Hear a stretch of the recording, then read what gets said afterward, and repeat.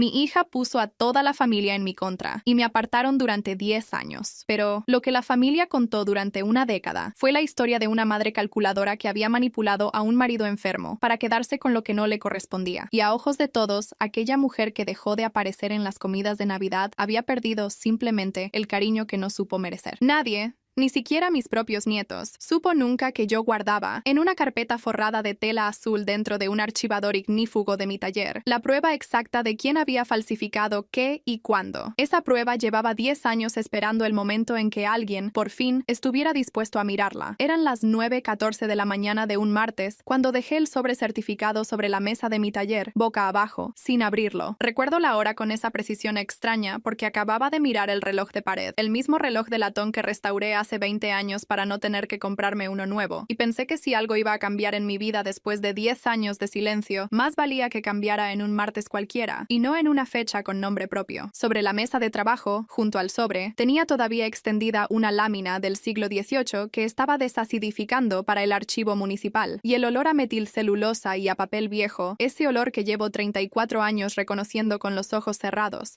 era lo único en la habitación que seguía siendo exactamente igual que el día anterior. No abrí la carta. La dejé así, boca abajo, durante 11 minutos exactos, mientras terminaba de fijar el papel japonés sobre el desgarro de la lámina, porque había aprendido, mucho antes de que ocurriera todo esto, que las cosas importantes se hacen mejor cuando las manos están ocupadas en otra cosa. Me llamo Isabel Campos Duarte, aunque en el taller todos me llaman Isa. Tengo 63 años y llevo 34 ejerciendo como restauradora de documentos antiguos y perito judicial calígrafa, colegiada en la Asociación Profesional de Peritos Calígrafos de España desde 1996.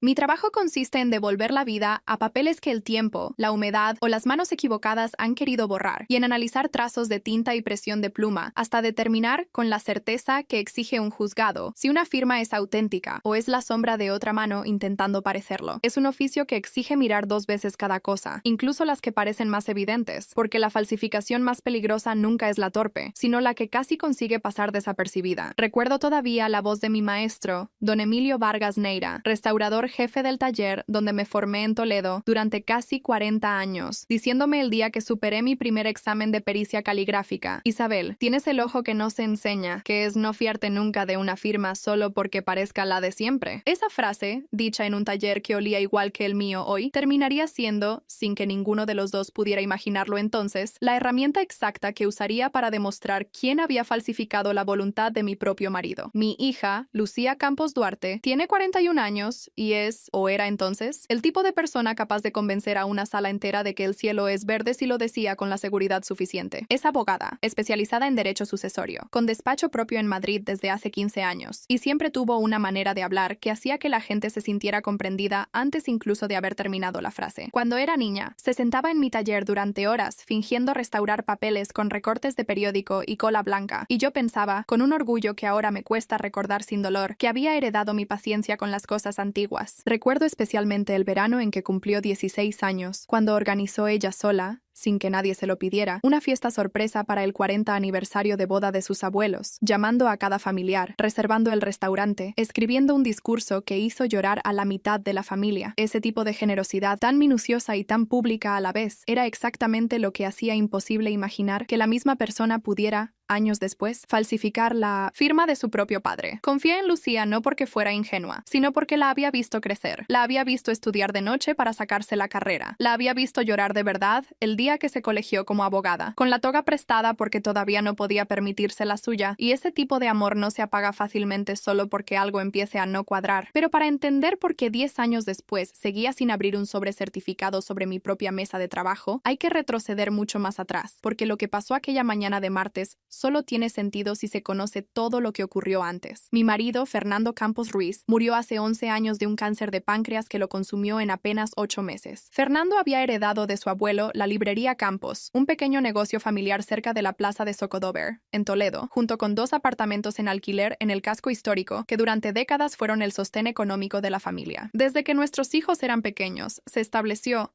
sin que nadie lo dijera nunca en voz alta, una dinámica que todos daban por natural. Lucía era la luminosa, la que llegaba de Madrid los fines de semana con regalos y opiniones firmes sobre cómo debíamos llevar el negocio familiar. Y Alex, mi hijo pequeño, era el que se quedaba, el que ayudaba en la librería los sábados, el que acompañaba a su padre al hospital cuando yo tenía encargos periciales que no podía posponer. La frase que se repetía en la familia, dicha siempre como un elogio, era: Lucía es la que lleva el peso de la familia. Ella entiende de papeles legales. Hay que dejarla decidir. Esa frase, tan cómoda de repetir, era en realidad una política silenciosa. A Lucía nunca se le pedían cuentas de sus decisiones, y a mí, cuando Fernando enfermó, se me empezó a preguntar, cada vez con más frecuencia, si no sería mejor que los temas legales los llevara ella, que para eso es abogada. Con los años, esa frase se volvió tan habitual que dejé de escucharla como una elección, y empecé a escucharla como un hecho consumado, algo tan asumido dentro de la familia como el color de nuestros ojos. En las comidas de Navidad, cuando alguien preguntaba por el estado de la librería o de los alquileres, la respuesta automática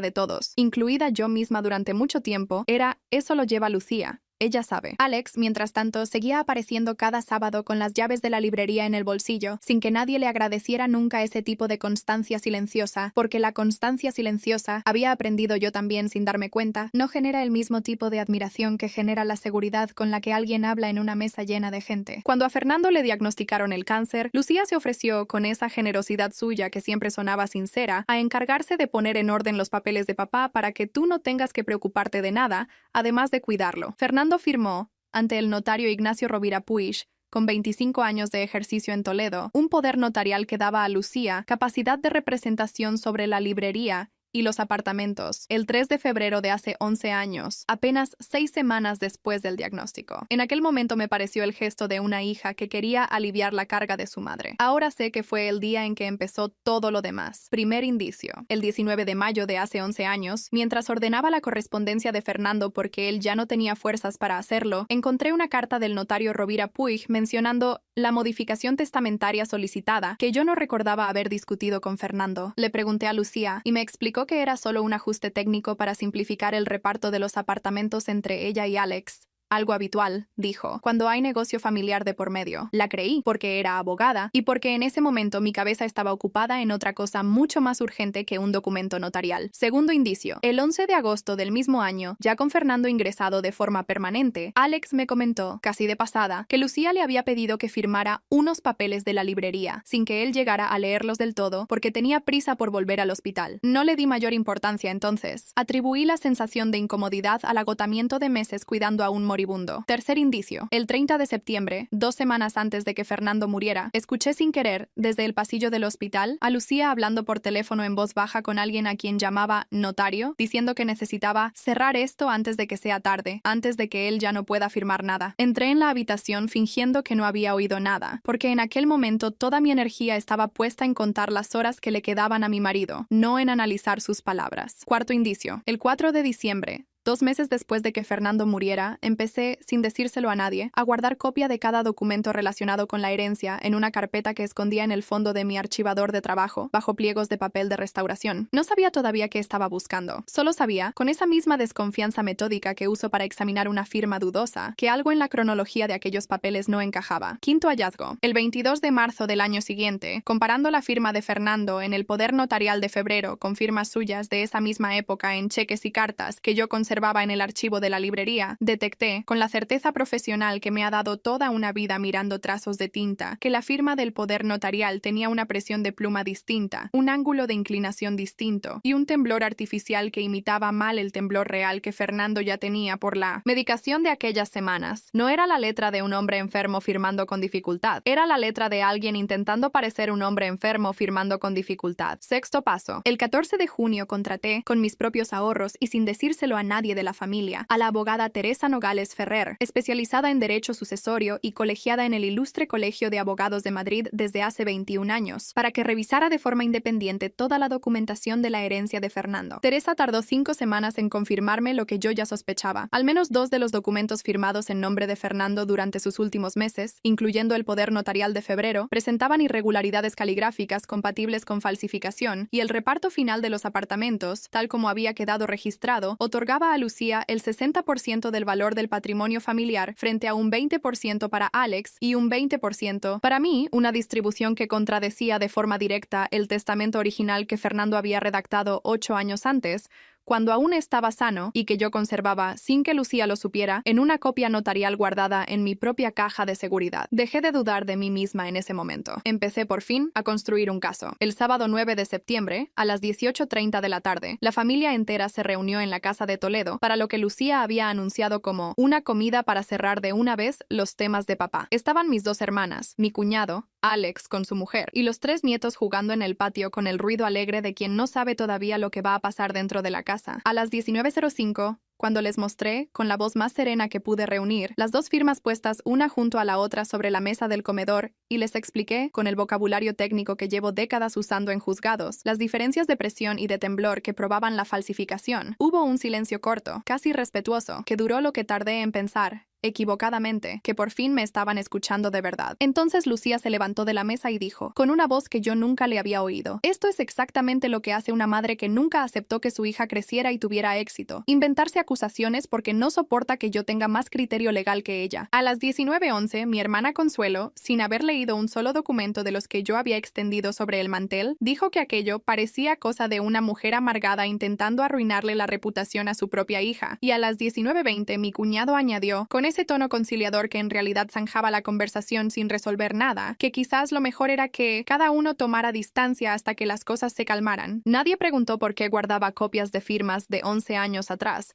en una carpeta azul. Nadie preguntó por qué una perito calígrafa colegiada tendría motivos para mentir sobre algo tan verificable como la presión de una pluma sobre el papel. Nadie preguntó nada más. Y ese silencio, ese no preguntar, fue en realidad la respuesta más completa que recibí aquella noche. Lo que casi ninguno de ellos supo nunca es que aquella carpeta, con las comparativas caligráficas, el informe de Teresa Nogales Ferrer, la copia notarial del testamento original, llevaba terminada desde el mes de julio, 2 meses antes de aquella comida. No fue una reacción improvisada a la acusación de Lucía. Fue exactamente al revés. La razón por la que Lucía reaccionó como reaccionó, intuía, o quizás ya lo sabía con certeza, que yo llevaba tiempo mirando lo que ella había hecho, y esa mesa del 9 de septiembre fue el intento de anticiparse, de convertirme a mí en la acusada antes de que yo terminara de convertirla a ella. No discutí, no levanté la voz. A las 20:40 de esa misma noche, mientras los demás seguían hablando en el salón como si yo ya no estuviera presente, subí a la que había sido mi habitación durante 38 años de matrimonio. Hice una maleta pequeña con lo esencial y dejé sobre la cama, para quien quisiera leerla, una nota escrita a mano que decía: no me voy porque haya perdido, me voy porque he entendido que aquí ya no se puede discutir con hechos, solo con lealtades. Esto no es un castigo para nadie, es que simplemente una contabilidad exacta de lo que ha ocurrido, y algún día alguien la va a necesitar. Bajé las escaleras, salí por la puerta de atrás para no tener que despedirme de nadie, y conduje hasta mi taller, donde llevaba ya, sin saberlo del todo, empezando a construir la vida más pequeña y más honesta que tendría después. Durante los 10 años siguientes, la familia siguió su curso sin mí, y yo lo fui conociendo, fragmento a fragmento, a través de fotografías de cumpleaños que alguna prima subía a redes sociales, y en las que yo aparecía recortada del encuadre, o a través de mensajes ocasionales de Lucía que empezaban con un tono conciliador y terminaban, casi siempre, con una frase afilada disfrazada de broma. El 12 de diciembre de hace 6 años me escribió: espero que estés disfrutando de tu jubilación anticipada de la familia, con ese emoji que guardé, igual que guardé todos los demás mensajes, no por rencor, sino por costumbre profesional. Cuando llevas media vida analizando documentos, aprendes que la evidencia se conserva aunque en el momento no sepas para qué la vas a necesitar. Hubo también silencios más largos que los mensajes, y esos silencios, con el tiempo, aprendí a leerlos igual que leo un papel dañado. Lo que falta cuenta tanto como lo que queda. Durante el primer año, Alex me llamaba a escondidas, con la voz baja de quien teme que alguien escuche, y luego esas llamadas se espaciaron, no porque él dejara de quererme, sino porque mantener 2 lealtades enfrentadas termina agotando a cualquiera, sobre todo cuando las 2 partes en conflicto son su madre y su hermana, y no hay manera de estar cerca de una sin que la otra lo interprete como una traición. Me perdí la boda de mi sobrina, 2 comuniones, un bautizo, y cada una de esas ausencias me llegaba después, en fotografías donde alguien, sin decirlo, se había asegurado encargado de que yo no apareciera ni siquiera mencionada en los agradecimientos. Aprendí a vivir con eso de la misma manera en que se aprende a vivir con una humedad en la pared de una casa vieja, sabiendo que está ahí, decidiendo no dejar que defina el resto de las habitaciones y ocupándome, en cambio, de mantener el resto de la casa lo más luminosa posible. Volvamos al martes de las 9:14 de la mañana. El sobrecertificado que dejé sin abrir durante 11 minutos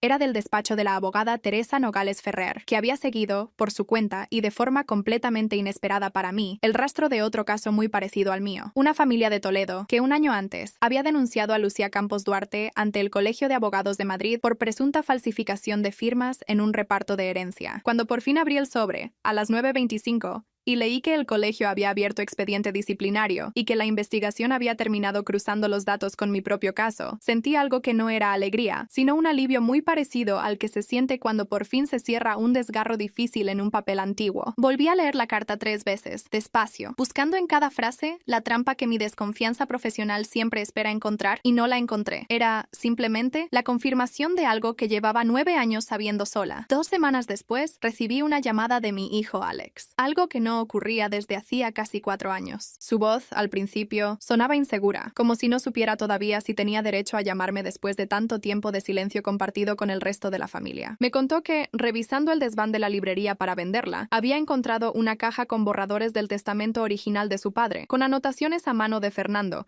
que coincidían exactamente con lo que Teresa y yo llevábamos años documentando, y que había llevado esos papeles él mismo al despacho del inspector colegial encargado del expediente, el letrado Andrés Puertas Molina, decano adjunto del Colegio de Abogados de Madrid con 18 años en la Comisión de Minananainers de Ontología. Fue Andrés Puertas quien, en una reunión a la que yo no asistí porque la investigación ya no dependía de mí, sino de la institución, interrumpió a Lucía en mitad de su defensa para decirle que el patrón detectado en su caso coincidía con al menos otras 2 familias que habían presentado denuncias similares en los últimos 7 años, y que el expediente ya no era solo disciplinario, sino que se remitía también a la Fiscalía por un presunto delito continuado de falsedad documental. Alex me contó después que, en ese momento, Lucía se quedó completamente callada por primera vez desde que él la conocía, discutiendo un caso legal, y que ese silencio, según me dijo mi hijo, se pareció mucho al silencio que hubo en la mesa de aquella comida de septiembre 10 años atrás, justo antes de que ella decidiera romperlo acusándome a mí, 10 meses después. Lucía fue inhabilitada para el ejercicio de la abogacía durante 6 años por resolución del Colegio de Abogados de Madrid y enfrenta actualmente un proceso penal por falsedad en documento público en relación con al menos 3 herencias distintas, incluida la de su padre. El reparto de la herencia de Fernando ha sido reabierto judicialmente y un perito designado por el juzgado, ajeno por completo a mí para evitar cualquier conflicto de interés, ha confirmado de forma independiente lo que Teresa Nogales Ferrer determinó hace más de 9 años. La restitución económica, según los cálculos que maneja ahora el juzgado, ascendería a algo más de 140.000 euros que Lucía deberá devolver entre Alex y yo, aunque, como me recuerda Teresa cada vez que hablamos, estos procesos rara vez avanzan tan rápido como uno querría, y he aprendido, después de 10 años, a no medir mi paz en función de cuánto tarde la justicia en confirmar lo que yo ya sabía, sino en función de lo que ya he recuperado por mi cuenta, que es, sencillamente, la posibilidad de volver a dormir sin sentir que debo defenderme de algo. Vivo ahora en un piso pequeño encima de mi propio taller, en el casco histórico de Toledo, a 5 minutos a pie de la librería Campos, que Alex ha reabierto con su mujer, y que vuelve a oler, después de tanto tiempo, a papel nuevo y a café de las mañanas de sábado. Mi nieta mayor, la hija de Alex, tiene 9 años y ha empezado a pasarse por mi taller los jueves por la tarde para aprender a arreglar papeles viejos, y la veo sentada en el taburete alto, con la lengua entre los dientes de la concentración, exactamente en la misma postura que tenía Lucía a esa edad, y he aprendido a que ese parecido ya no me duela, como me dolía al principio. La semana pasada me preguntó,